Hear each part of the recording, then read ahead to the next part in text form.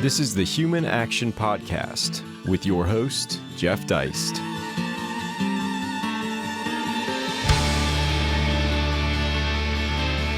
Ladies and gentlemen, welcome back once again to the Human Action Podcast. My normal co-host, Dr. Bob Murphy, is traveling this week, so filling in for him capably is Ryan McMaken, our senior editor at Mises.org and also a senior economist with us. Ryan, how you doing? I'm great. It's great to be with you. Well, last week's show, Bob and I talked about some of the economics behind the idea of a debt default, a sovereign debt default by the U.S. federal government, which is perhaps less unthinkable than it was a few years ago, just before COVID, given the levels of debt which have arisen since then. So I wanted to follow up on that show with another show about the economics of national divorce itself, which of course would complicate things with respect to all of that existing past debt. But national divorce is much in the news. A lot of more mainstream sources are talking about it in ways that they wouldn't have talked about it maybe even just 5 years ago, pre-Trump. But I think more importantly, the form which it might take is being considered differently. In other words, it might just be an aggressive form of federalism or more people self-segregating in terms of how they move and where they choose to live, which we already saw accelerating during COVID.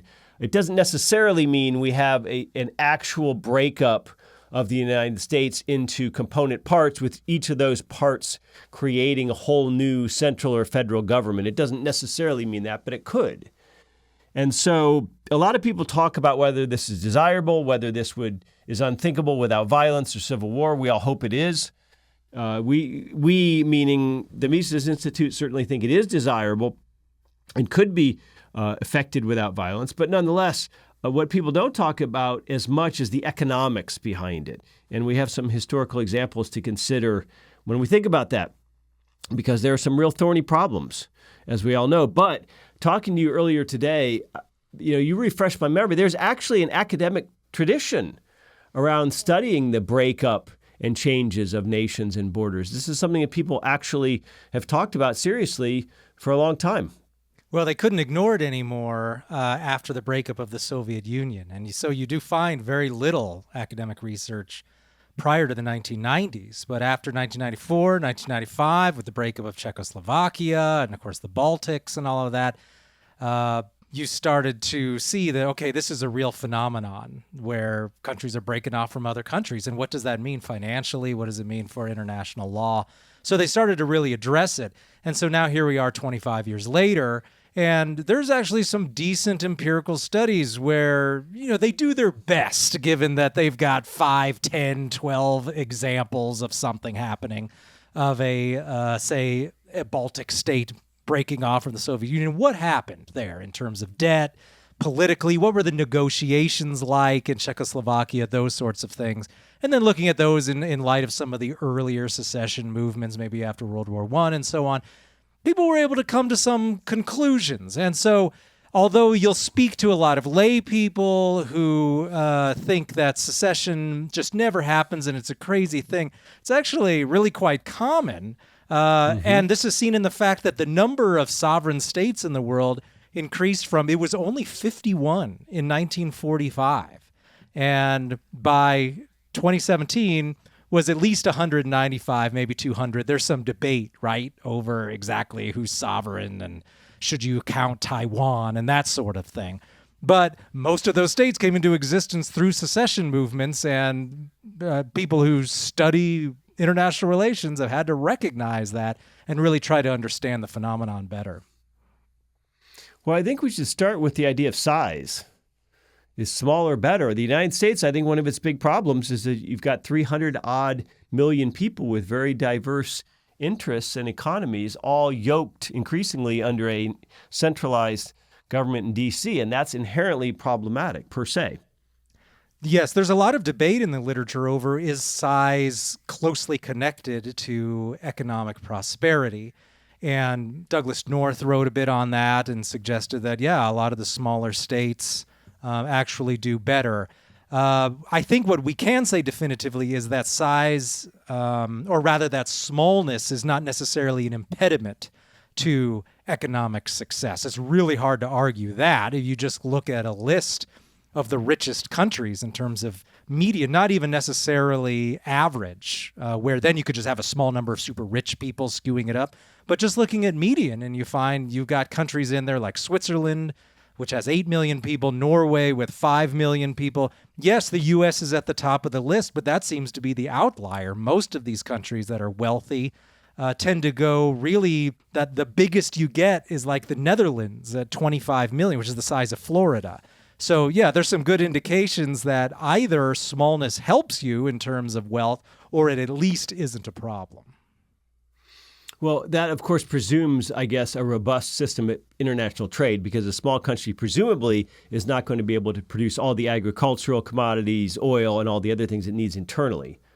Yeah, if you look at the literature on that, I mean, they'll outright say there's basically almost laws of nature involved here in terms of small countries do well in a system where there's a relative amount of trade openness and free trade, and small countries have a harder time of it where there's a lot of trade controls. And in fact, trade controls definitely benefit large states because they can take advantage of the fact that they can directly control lots of resources within their own borders. And so contrary to what a lot of centralists, people who think secession is horrible, including a lot of self-identified libertarians who hate the idea of secession, they say, oh, if you let states break off, they're going to throw up trade barriers and that's going to increase tariffs. The opposite is true. A proliferation of small states actually shows more openness to free trade because it's necessary, not just free trade in order to access what you need, but also small states have a habit of maybe specializing in just a few areas where they can do very well, and so then they need free trade all the more. And so this isn't surprising. Mises noted all the time, right? You don't need a big expansive state if you have access to markets in other countries. Then borders essentially become irrelevant when trade is mostly free or extremely free. And so, yeah, if you were to break the world up into smaller states, free trade would proliferate, not end. Mm-hmm. Well, it's interesting that we think and talk a lot about trade competition amongst countries. We don't think as much about state competition amongst them. In the show notes, we're going to link to a really fascinating talk from way back in the 90s, 1995, by Hans Hoppe at a Mises event. It's called The Political Economy of Centralization and Secession. And so Hans begins by saying, look, centralization per se is a neutral concept. It could be, you could centralize a more liberal regime or a less liberal one. It just depends. But he says in practice, the way it tends to work out is that when things are centralized, regimes become sclerotic, and they tend to become less liberal over time the more they're centralized. So, the number you threw out earlier about the number of states increasing in the 20th century, it's interesting because when we think about the West, we think that the 20th century, the big trend was political centralization and trade decentralization, but maybe that's not quite the case. Yeah, we should always think of secession as really just for lack of a better term, an extreme version of decentralization. It's just simply a case where you are now taking government administration that existed somewhere else or was part of a larger state, and now it's totally relocated to a more local location. And whereas in a case of maybe just federalization, where there were some partnerships between the local administration and the central administration of government, you've just simply moved it all local. But you could have different permutations of that where it's 90% local, 10%, right? You could have a group of states that just have a defense agreement where only the defense spending then is shared among the member states, and all other sorts of government administration is done locally. Education, for example, and so almost all of your choices that your regime might make are done at the local level, with the exception of this one thing. And so secession is just simply, hey, we're going to do 100% of those things here at the local level. And even then, right, those smaller states are likely to enter into some sort of treaties, international legal agreements, and those sorts of things. So it's never even really 100% when you have a total secession type, a real break. And so, yeah, always think in terms of secession as just another type of decentralization. And there's, of course, a whole sliding scale that you can go along through that. And then you can see the implications are very similar, right? If you moved in the direction of decentralization in terms of federalization, then you just keep going and you eventually end up with secession. But it's not like this thing that's out there all on its own, totally unlike other movements toward decentralization.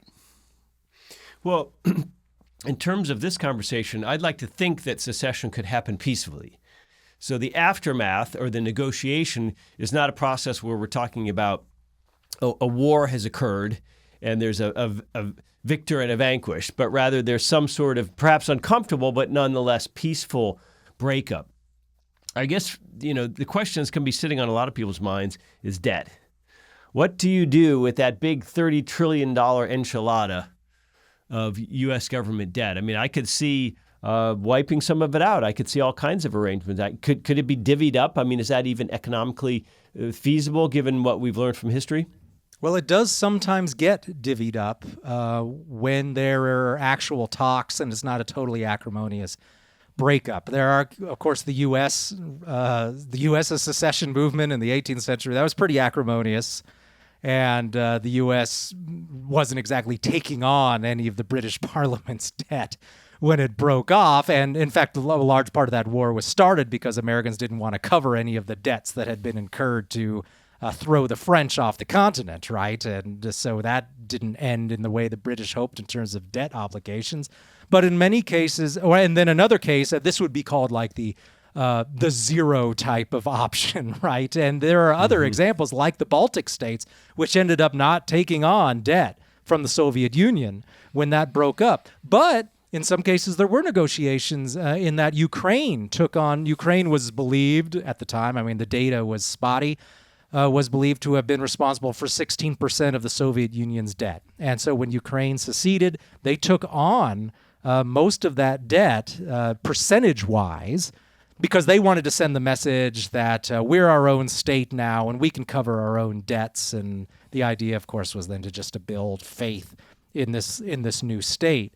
But perhaps maybe the best quintessential example, the best case scenario, is the Czech-Slovak breakup in the early 1990s, when there were real and complex and fairly lengthy negotiations over who gets what in terms of the debt. And we could look at other examples as well. How did they divvy it up? And in the Czech-Slovak case, it was based largely on population.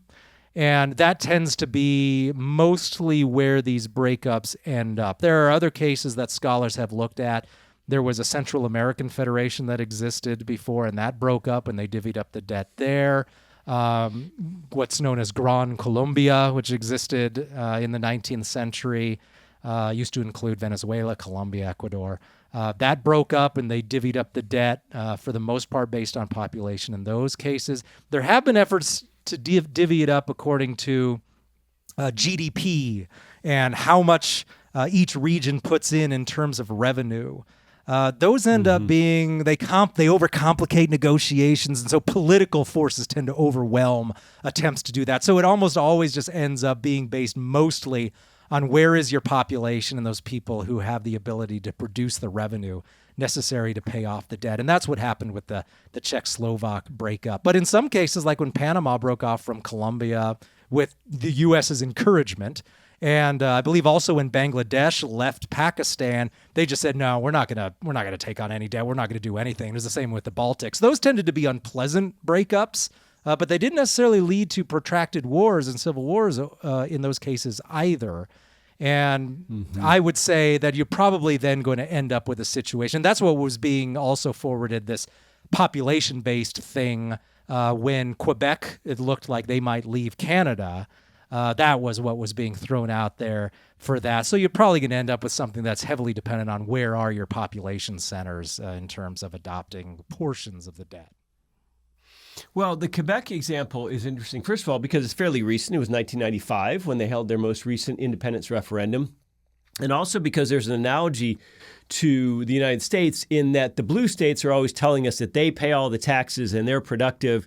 And it's these red states which are actually the takers, and they're the ones always belligerently talking about breaking away in secession. Well, a lot of people feel that way about the Quebecois, They feel like that is a sort of a net welfare state and not as productive in terms of taxes. That's been I don't know if that's true today, but that's certainly been a long time impression that people have. And so when we go back to that, Frank Buckley, the law professor at George Mason University, who spoke at the Mises Institute earlier this spring at our research conference, he's really studied this issue. He's written a very interesting book about it. And, when we think of how we might wrestle with the economic fallout of a breakaway, Quebec actually gives us maybe a little glimpse because, well, first of all, again, 1995, so not the dark ages. Second of all, 93% voter turnout. So pretty strong. And then it was very, very close, about 50,000 votes in between. It was 50.5 to 49.4 or something like that. And so, but as Frank Buckley pointed out, something of which I was unaware, the French National Assembly was actually at the time somewhat sympathetic in terms of its majority membership. And they had anticipated that had the vote succeeded, that the following day, the French National Assembly would actually recognize Quebec's independence in the form of some kind of proclamation. And under the Canadian Constitution, what the referendum vote, had it succeeded, the process that would have begun was a negotiation. So either in Canadian case law or in Canadian statutes, there was basically a process for this negotiation to take place, and presumably it would have dealt with things like debt and entitlements, the very same problems we face today in America. I think the problems we face are bigger, simply because the debt and the size of the U.S. economy and the entitlement obligations are so huge. When it comes to repudiating a debt, perhaps in a breakup situation, it's hard to imagine what a court challenge to that might look like by Treasury holders, because a lot of them are foreign, for example, so that would require presumably some sort of international tribunal, or at least them litigating in U.S. federal courts, but that there's no more U.S., or there's about to be no more U.S. at that point in the way we think of it right now. So what court would even have jurisdiction? And could those debts just be repudiated so that the new breakaway republics, whatever shape that took, weren't burdened with it at all? I mean, I would certainly argue for that. But the Canadians they treated this very seriously, and maybe just a much smaller population. The fact that the people in Quebec they really are they have a different language.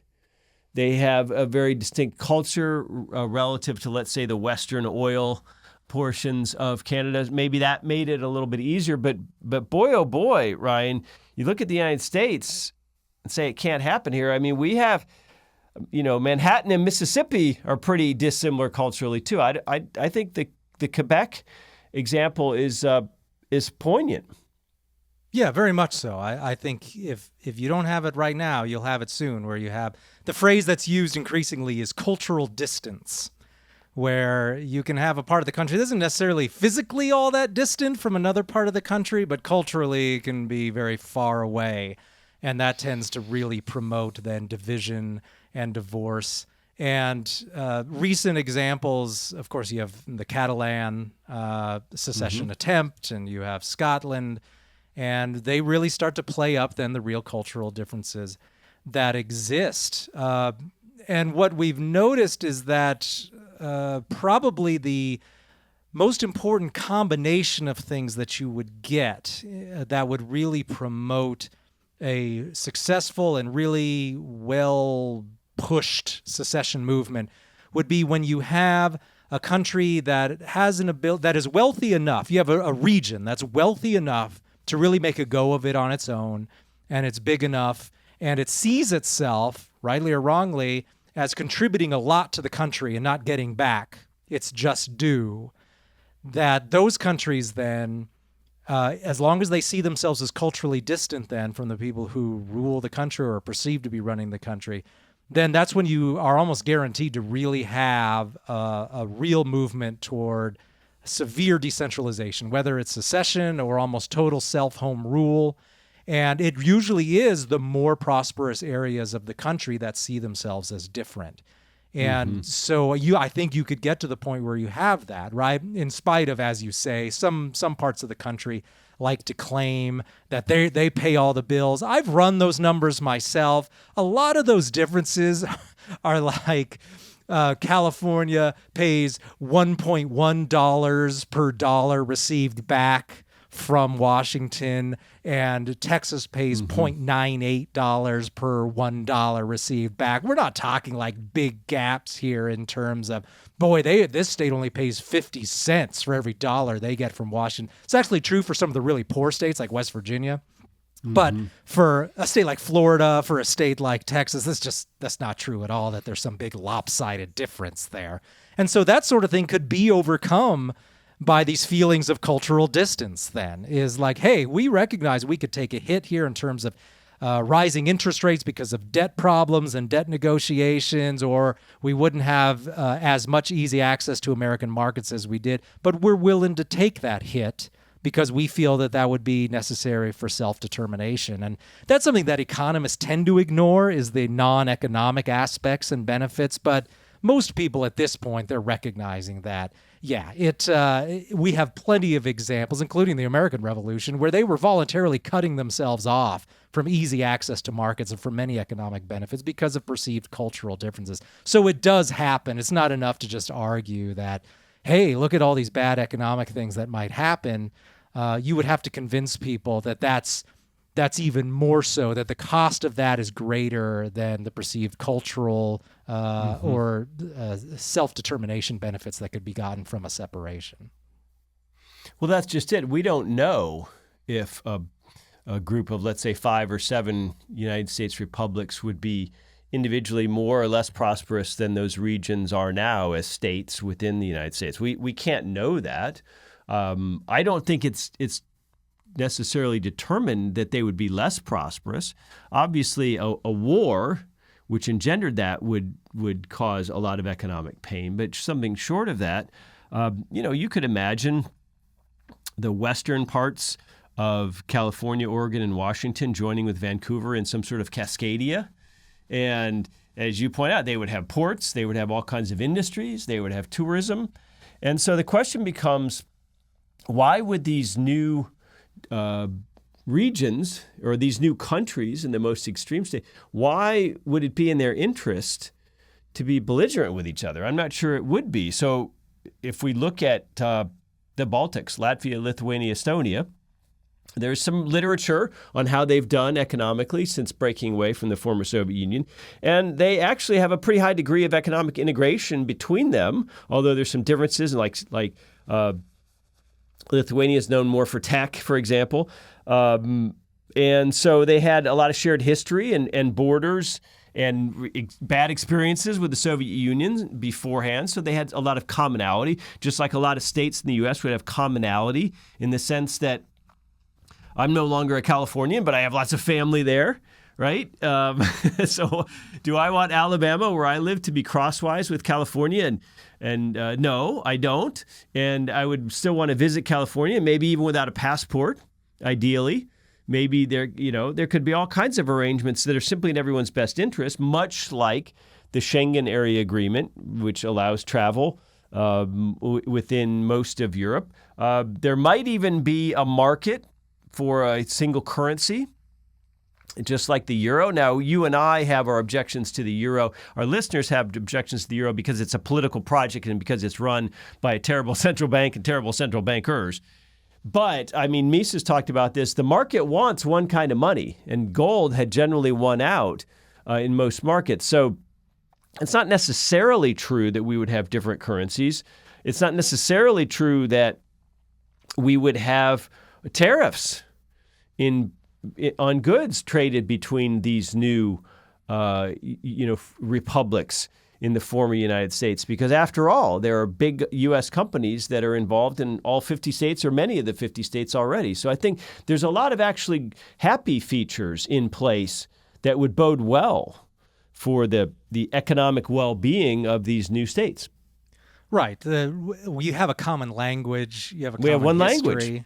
You have a very integrated economy, right? People have relatives in all sorts of other states.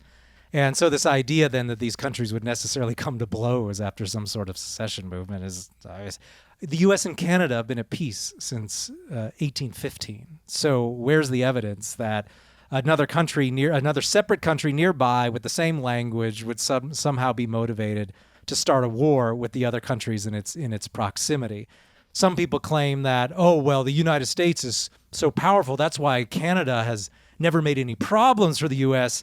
since 1815. They forget that Canada was just part of the British Empire until the 1930s, and even arguably till 1945. So that was really British foreign policy. The British could have fought with the Americans at any period up into that, up really until World War II, and held their own, but they just had no interest in starting a war with the U.S. through Canada or anywhere else. Why?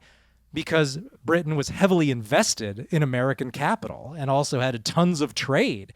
And so you just think about the amount of capital that's invested across state lines within North America overall, and would continue to do so were the U.S. were to break up into some smaller pieces. And then again, probably what would really make things turn nasty is if there was some reason to believe that one portion, whether this is the successor state or one of the seceding states, somehow was going to become aligned with a foreign country.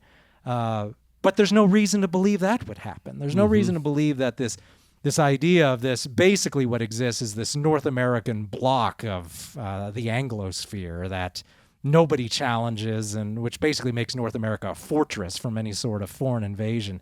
That one of those countries would suddenly start encouraging China to invade Boston Harbor or something like that. I mean, it's hard to imagine what would that motivation be. And it would probably be foreign policy interests that would make things turn really nasty. And so really the trade issue, the debt issue, it shouldn't be even considered that big a deal. Certainly no more so a big deal than just dealing with the debt right now. I mean, the debt is just so huge. The reality is you're probably going to face some sort of partial default in the future either way. And so if it comes, we're all paying 90 cents on the dollar on the debt after some sort of breakup into 2 or 3 pieces, you can't even necessarily claim that was caused then by the breakup. Well, let's consider entitlements. A big reason the Scottish independence vote failed a few years back in 2012 was that a lot of older Scots were worried about their pensions, which they view as coming out of London. How might we grapple with Social Security and Medicare in this scenario? Well, that's a whole topic unto itself in terms of how do central states facing any sort of separatism, are basically able to buy unity through, they collect taxes and they pay out welfare dollars, either to governments in order to keep them in line, or indirectly or directly to the people. And the U.S. is in a very good position in terms of its regime because of the Social Security system. And I've written a bit on this for Mises.org, looking at how in many ways the EU is more decentralized and far better in terms of its potential for maintaining local sovereignty, because it doesn't have any sort of Europe-wide welfare system, right? You don't get your check from the European Commission when you're a pensioner. The National Health Service in Britain is not dependent on the European Commission doing anything in particular. Yes, some of the member states get block grants, but that's just a totally different issue than from when you get a check in the mail that says U.S. Treasury on it, and that's your Social Security dollars. So that's one of the best things the regime has going for it in terms of preventing a breakup. And that's, I think, one of the best things you can do for actually moving the United States toward more self-determination for regions of America, is really you freeze increases to the federal welfare state, and if people are still demanding some sort of safety net, you move that into the state level, because that's the way that states then have been able to assert any sort of independence is, hey, look, we've got all the resources we need to handle all of those issues that faraway central government claims it can do. We can do it on our own. But states aren't doing that. They're the amount of money that states spend on things like pensions and disability and all of that is just tiny compared to what the feds pay on it. So the Social Security system, I think, would be a big hurdle. Now, if things go real sour, the federal government starts to move toward bankruptcy, or they inflate away the dollar so much that those checks you're getting get smaller and smaller, and your fixed income just more and more meaningless in terms of the federal dollars you're getting, then I could start to see even more movement in terms of separation. But again, you never know when cultural issues and just political issues might just overcome those sorts of considerations. Say, hey, we're going to separate, and then we're going to negotiate and figure out those deals after the fact. That does happen. Well, younger people in Scotland voted overwhelmingly yes on the referendum to break away from the UK. So that's interesting. And they were not motivated by economic issues per se. They wanted to be closer to Brussels. They wanted to be more European. As a matter of fact, they viewed the British government as being, this sort of neoliberal capitalist system, which they wanted to get away from. Obviously, the Catalans are not primarily motivated by economics. They view themselves as having an independent language, an independent region, independent cuisine.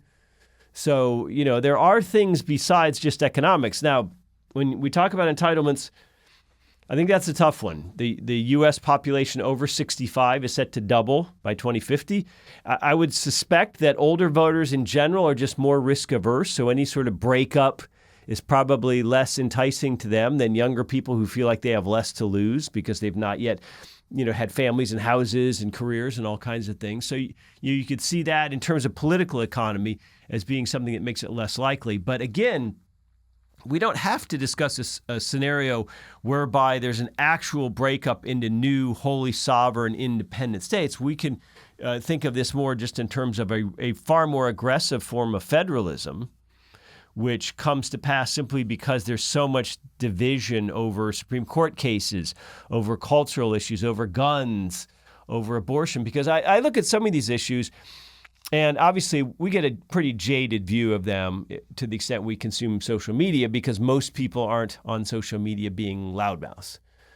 But you do get the sense that there's some pretty intractable divisions on things like abortion and guns, which I'm not sure how you solve so easily. And maybe it's not worth breaking up over that. But, we have the example of the former Yugoslavia, which is now 6 countries, which broke up just about 30 years ago now. And so that gives us time to have some data about that. And there actually is a professor at the University of Montenegro who's written pretty extensively about the economic fortunes of those 6 countries in the post-Yugoslavia era. And so I like the idea of 6 because that's the kind of a number. 5 or 6 or 7 is kind of what I could see for the United States. And truth be told, those 6 countries are kind of a mixed bag since some of them have done better than others.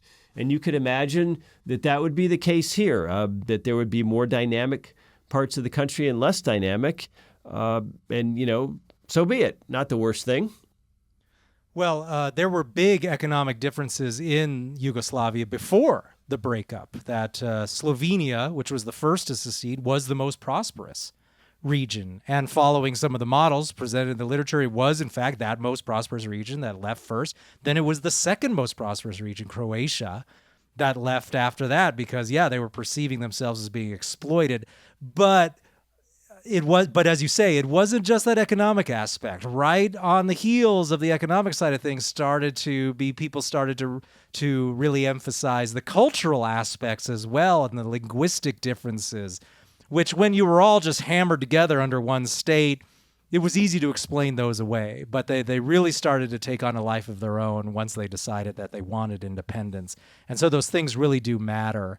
But of course, it wasn't a coincidence that the timing of the Catalan thing was about 2008, 2009, 2010, right? When you had some financial crises around the world. And that it wasn't a coincidence that Scotland's independence movement started to gain some steam after they started to discover more and more oil in Scotland. And they decided, hey, we can start to pay some of these bills ourselves. We don't need England. But then, they always feed back then into these cultural aspects as well. And so you could have one that reaches a crisis point, and then suddenly they decide, oh, well, this other issue is really worthy of attention as well. So crisis in one area, in a non-economic area, tends to bring a political crisis then in the economic area, and then they follow each other and feed each other then, and then just lead to more separation. Well, what would be fascinating to me would be to actually see how these different regions perform, because as you alluded to earlier, we have this idea that the blue states say they subsidize the red states and this and that. And I think that's problematic for a variety of reasons. First of all, let's say a bunch of people are very, very hardworking and productive throughout their lives and pay tons of taxes to Uncle Sam, way more than they take out. And then they disproportionately move to Florida in retirement, whereupon they begin receiving Social Security checks without paying nearly as much in taxes as they did when they were younger. So that skews Florida to look like a welfare recipient state, but yet is that really fair? Because these older people worked very hard and, amassed money that way. But also the idea that a GDP is larger per capita in the blue states because they have better schools, they're more educated, they're not these yokel rednecks. They have Yale and they have Stanford and this and that. Well, as you and I know, GDP measures an end retail output of sorts. So there's lots of earlier stage goods which are produced in those red yokel states, which may not show up in the GDP number until later in the process, for one. And the other thing is that if we think about a Cascadia or we think about an Eastern Seaboard, well, there's two things which all societies need in spades, and one is energy. And, they're not drilling lots of oil in Laguna Beach these days. And number two is agricultural products. And they're not growing lots of wheat in Laguna Beach as well. So I think, in a sense, if we were not yoked politically at the national level, or at least not yoked as much, it might actually engender some comity between these new regions, because all of a sudden Beverly Hills and the Hamptons say, hey, we're just buying agricultural products from Oklahoma and Texas. But they're not deciding what our abortion laws are. I mean, that strikes me as a happy arrangement. Right. As one, you could say that what you're doing in those cases is moving political decision making from the national level, where stakes are very high, to a more local level where stakes are lower. And absolutely, that could then actually improve relations between two different countries, which are in fact separated. I mean, really, how many Americans are going to get worked up about some change made to the National Health Service in Britain, even though we might get lots of services from that country, which we do, and they do invest here quite a bit. I mean, we have very close economic ties there, but we don't have to worry about their domestic politics and what goes on there. And I think that's an entirely good thing. Why should we care? I do think we should have absolutely untrammeled free trade with countries that are just obvious allies forever, like the UK. It's absurd that we don't have totally free trade with those countries, which are not going to be a problem in terms of national defense anytime soon. But you could see then the same sort of thing then happening with just other countries in North America as well. Again, I know that a lot of people on Twitter get really worked up about what's going on in Canada in terms of domestic politics, but most people, it just doesn't affect them. Mm-hmm. And they're more than happy to buy canola oil and petroleum from Canada, and it's just really, people are just perfectly happy about it. That's not a reason to dislike Canadians. Now, what about corporate America? Big companies like Amazon and Chick-fil-A, which were in all 50 states.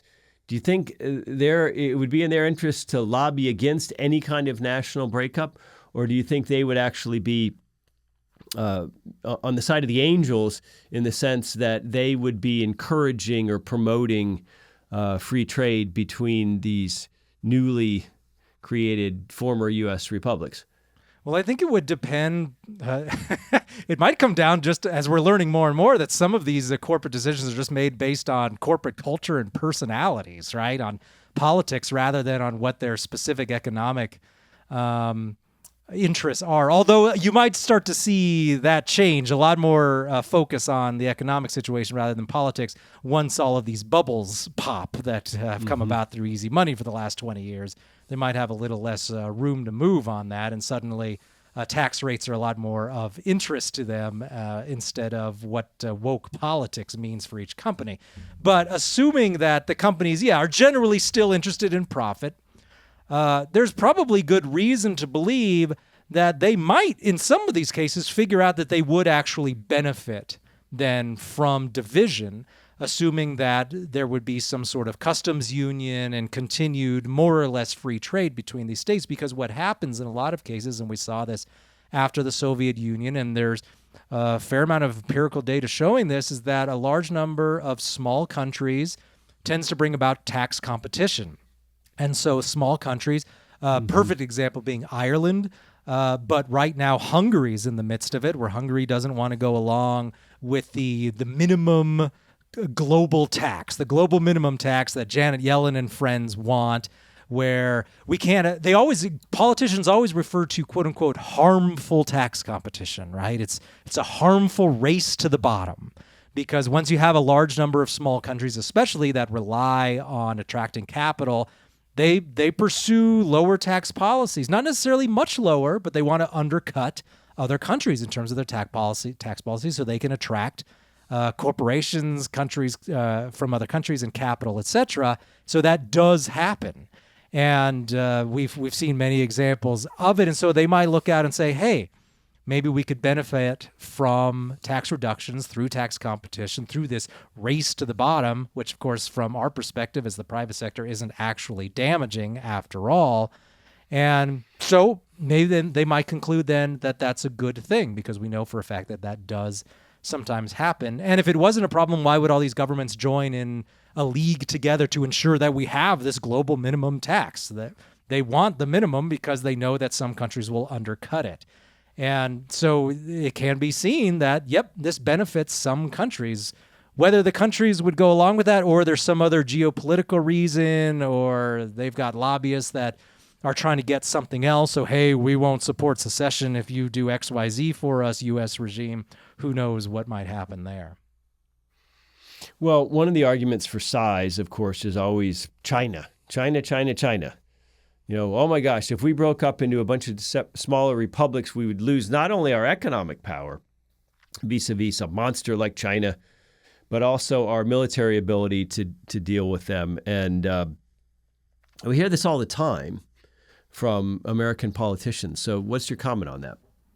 Well, the U.S., obviously, even if it broke up into autonomous regions, wouldn't necessarily have to break up in terms of its military alliance, right? This is the origin of the United States, right? It began as a military alliance to fight the British Empire, and it wasn't necessary to have any additional unitive measures on top of that, in which they did end up adopting in the 1787 Constitution. And John Jay was obsessed with the national defense aspect of that in his writings in the Federalist and all of that.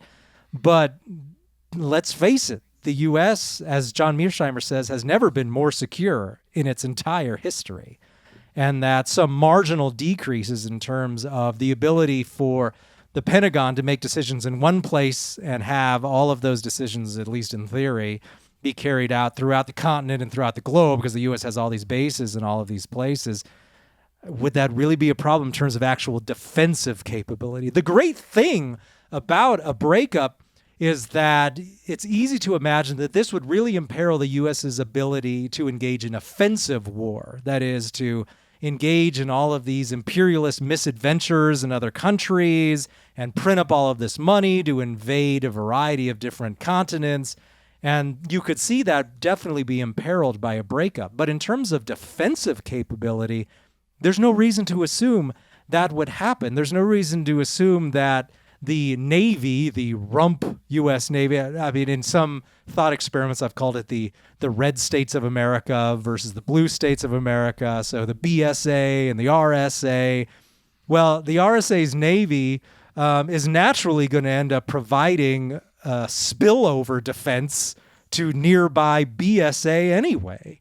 And why couldn't they then just work together in terms of providing defense in North America? I mean, Canada and the U.S. have joint defense exercises because they know that an invasion from China into Canada imperils the United States and vice versa. So there's tons of agreements and cooperation there because in terms of foreign policy, they have essentially the same interests. And where's the big diversion in interest between people in Dallas and people in Boston? There's not really any big significant differences there.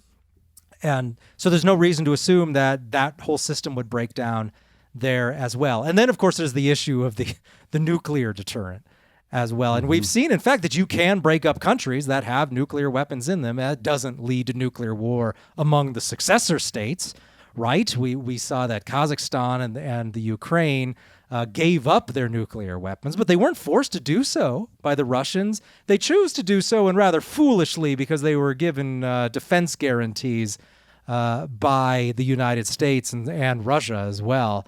But I would agree with Mearsheimer that if the Ukraine had kept those nuclear arms, you wouldn't be looking at a Russian invasion of Ukraine right now. The current conflicts between the Ukraine and Russia are a result of Ukraine disarming itself when they had already proceeded past the point of peaceful negotiations and a peaceful turnover of those arms to the new successor states. It was only after that that they decided, oh, well, we're not going to keep them because we believe ideologically in disarmament. But we've already seen it. You can have a case where a nuclear state breaks up and it doesn't lead to the end of the world. So if that worked even in a place where you had these horrible, horrible ethnic conflicts like you had in Eastern Europe, just imagine how much less of a likely risk that is than in North America. So do you think that the new U.S. republics, whatever form they took, would be out there wheeling and dealing on their own? I would love to see, for example, some of the new states striking their own separate deals, perhaps more liberal with respect to Canada or Mexico or China or imports from wherever. And we might have competition between central banks if indeed new currencies were created. We might see private currencies applied in some of these new republics. We might see all kinds of ideas tried based on the population and the geography and things which just seem almost impossible in the United States today because we have these two parties and everything goes through D.C. and we can't really try anything. Well, wouldn't that be great, right? A lot of states already have global trade offices where they send personnel to foreign countries to encourage them to trade with the products in state X and so on. And that does end up having to involve the federal government, right? But states are already doing that to the extent that they can because states know that their local economies can benefit from trade with foreign countries. And so how great it would be to have a race to the bottom in terms of tariffs as well, and not just in terms of corporate taxes, as is currently the effort to create a minimum. Obviously, the last thing we would want is a global minimum tariff, right? Or tariffs are really low. The real problem is non-tariff barriers. That's what really imperils trade between different countries. All these requirements on how you inspect your avocados before letting them into the United States and that sort of thing. And you can see how regional differences on that would be just very different depending on who receives it. In fact, if you look at some of the data on how these trade agreements were struck, they were actually regional in the United States based on where the local growers were. So you had certain states that Mexico could import avocados into under some of the old agreements, like in the 80s. And some other states didn't because they didn't want to mess too much with the California farmers who were growing their own avocados and that sort of thing. So it actually wouldn't be that much different in terms of complexity. You already had a high degree of complexity in trade agreements, even on a regional basis in the United States. So why not just then devolve that sort of trade agreement back and forth to the more local level anyway? And again, whenever you're dealing with a country that speaks the same language, has a similar cultural background and everything, it's just the whole issue of national defense and are we producing enough steel to produce warships and so it's just not even an issue. And so to really talk about that in terms of trade with Mexico or the UK or New Zealand or something like that, it's really quite irrelevant. So you really do have to talk about some of the details here and just this idea that allowing people to strike their own trade agreements would be chaos. Well, probably not. Well, last word, can you briefly discuss your new upcoming book, which happens to deal with this topic far more than we can deal with in 1 hour in this show. Well, yes, what originally came out of just probably 20 or 25 columns that I'd written on secession, the size of states, decentralization, looking at the United States under far more decentralized regimens, such as when immigration was really a state issue or when abortion was a state issue. I was looking at that back before we all thought Roe v. Wade might actually overturn, but how did the United States function when that was just made, those decisions were made at the state level? But also looking at how do small states respond to the necessity to have free trade and all that stuff. So yeah, later this summer or this fall, I'm not sure quite how long it'll take, I'll have a new book coming out that'll just look at all of these issues from a very pragmatic point of view, right? I didn't want to be too theoretical about it.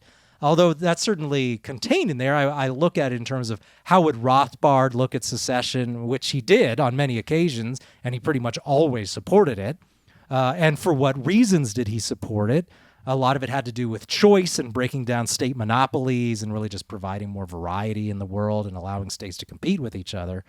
And we can look at those, and there's lots of different examples. Most people don't even know about all of these examples of secession that have taken place, both in decolonization, but afterward and before in the 19th century, such as when Norway broke off from Sweden peacefully, I might add, and this only increased prosperity for both. And so a lot of these examples are out there that we really look into and learn a lot more about secession. So I really try to demystify secession and this idea of having radical decentralization down to much more local levels and really look at that from a more practical point of view. So that'll be out later this year, and of course I'll let everybody know as that gets closer.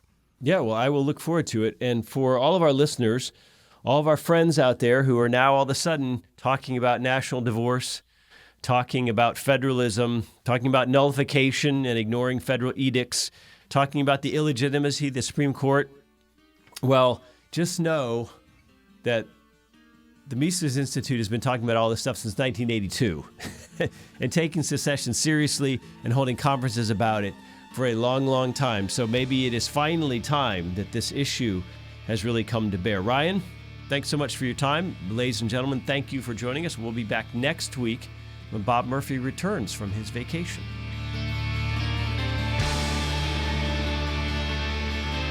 Check back next week for a new episode of the Human Action Podcast. And in the meantime, you can find more content like this at Mises.org.